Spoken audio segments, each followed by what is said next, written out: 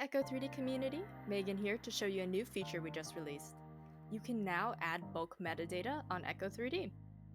If you head on over to the metadata and tags page and go to the collection taxonomy tab, when you hit the plus to add a new key and value, you'll see a box on the right hand side.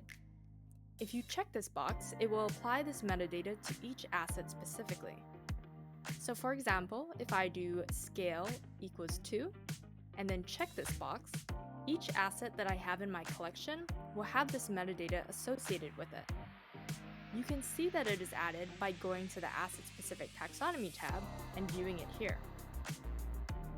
Then, if I want to delete the metadata I just added, I can hit this button and a note should pop up that says delete from all assets. I can then check the box if that's the action I want, and it will bulk delete everything. Try it out today for free at echo3d.com.